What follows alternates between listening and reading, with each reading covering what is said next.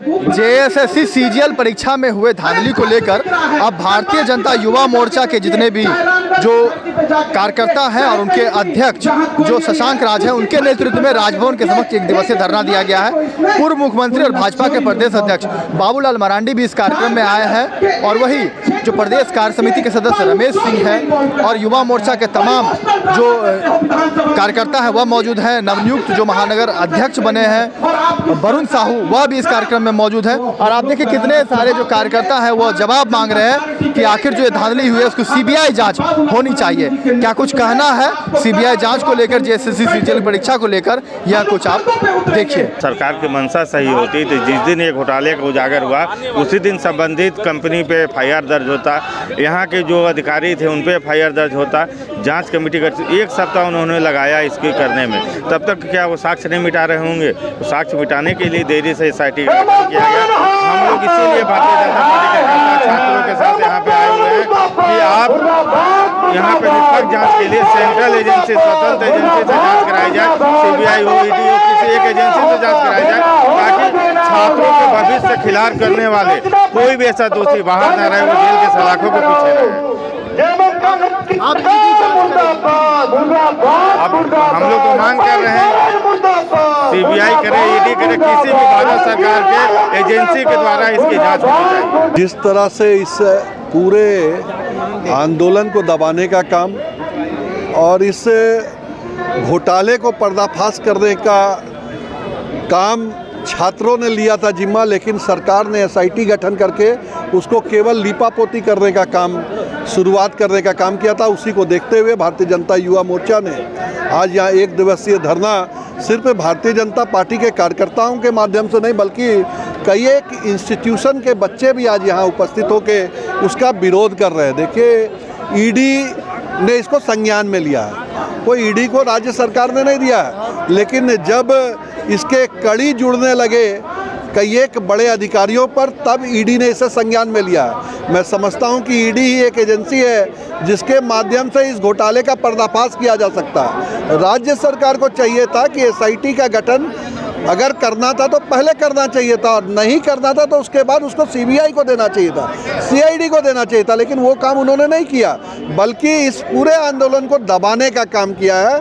और आज जो स्थिति बनी है, मैं उम्मीद करता हूं कि ईडी के माध्यम से ये पूरे खेल का पर्दाफाश होगा, जो लोग दोषी होंगे वो गिरफ्त में होंगे और कई एक ऐसे एजेंसियां और साथ में सरकार भी इसके गिरफ्त में आने की संभावना है। सरकार में कानून व्यवस्था पूरी तरह से ध्वस्त है और जिस तरह सरकार इस स्टूडेंट के साल को बर्बाद करने का काम कर रही है, ये किस तरह से आप देख सकते हैं कि व्हाट्सएप के माध्यम से किसी अपने करीबी के साथ इस पर चर्चा भी की है हेमंत सोरेन जी। ये बहुत ही दुर्भाग्यपूर्ण स्थिति है, झारखंड के लिए शर्मसार करने वाली है। ये सरकार नौकरी देने की बात कर रही है, ये सरकार बेरोजगारी को भत्ता देने की बात कर रही है। ये झूठे वादे जो हेमंत सोरेन सरकार के है वो सब बेमानी है, बेकार है। इसका जवाब आने वाले चुनावी वर्ष में हम चल रहे हैं। लोकसभा चुनाव में जेबीएम को 0 सीट आएगी और विधानसभा में भी इनका सुपड़ा साफ होगा। जितने लोगों को ठगा है उसका जवाब जनता देगी।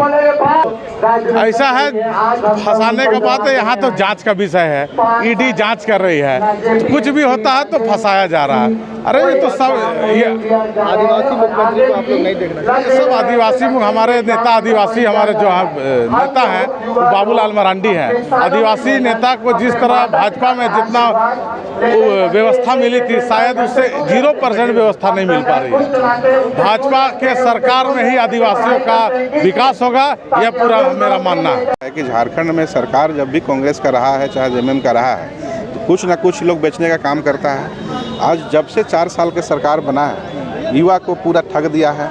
बाहर से सबको पैसा वाला लोग को एजेंट खोजता है और पेपर लीक करके बेच देता है कि भाई झारखंड का युवा कहाँ जाएगा। झारखंड का युवा यहाँ गरीब मजदूर जो दलित है ये सब कहाँ जाएगा। जिसके पास पैसा वो नौकरी करेगा, जिसके पास पैसा नहीं वो नौकरी नहीं करेगा। क्या जो पढ़ लिख के इतना मेहनत किया है, ऐसा कुछ नहीं। हम लोग इसीलिए आज 1 दिवसीय धरना रखे हैं राजभवन में और ये सरकार को चेतावनी दिया जा रहा है। 1 दिवसीय धरना के माध्यम से हम लोग बोला जा रहा है कि भाई आप लोग जांच कराइए, सीबीआई जांच करे, यानी तो ईडी को टेक ओवर करें और ये जल्द से जल्द खुलासा करे सरकार की ये लीक कहाँ से हुआ। पेपर जो लीक हो जाता है, इतना गोपनीय चीज़ अगर लीक हो जाता है तो ये बहुत दुर्भाग्य की बात है। और दुर्भाग्य, ये बहुत सा दुर्भाग्य की बात है, करोड़ों युवा का यहाँ समय लगा हुआ, पढ़ाई किया हुआ, मेहनत किया हुआ है, पूरा का लाइफ बर्बाद हो जाएगा। तो हम लोग ये मांग करते हैं सरकार से जल्द सीबीआई जांच करे और जो जेसीए का अध्यक्ष है उन पे भी कार्रवाई हो और जो भी काम में सम्मिलित हैं उनको जल्द से जल्द गिरफ्तार करें। हम लोग यही मांग रखते हैं। यह जो काला कानून झारखंड सरकार, हेमंत सोरेन की सरकार ने लागू किया था कि जो लोग भी ये एग्जाम में किसी तरह के नौकरी वाले एग्जाम में भ्रष्टाचार में लिप्त पाए जाएंगे, उनके ऊपर बिना जांच के कार्रवाई की जाएगी और उनके घर की कुर्की जब्ती की जाएगी। यहाँ तो माननीय मुख्यमंत्री के साथ चैटिंग पता चल गया, उनके सहयोगी विनोद सिंह की चैटिंग जो सामने आई है उसमें दिख रहा है कि एटीएम आपको एडमिट कार्ड भेजे गए हैं, इसमें नौकरी की धांधली हुई है। अभी तो यह चाहिए था कि जिनके एडमिट कार्ड भेजे गए हैं उनकी नौकरी हुई है कि नहीं हुई है इसकी जांच हो जाए और प्रश्न पत्र लीक हुए हैं, इसमें अभी तक तो कोई भी एफआईआर नहीं हुआ है। तो बिल्कुल रूप से यह कानून केवल युवाओं को, छात्रों को डराने के लिए बनाई गई थी, छात्रों का शोषण करने के लिए बनाई गई थी, खुद पे लागू इन्होंने नहीं की। लाइव लगातार कुमार, लाइव लगातार के वीडियो को लाइक करें, सब्सक्राइब करें और बेल आइकॉन को दबाना न भूलें।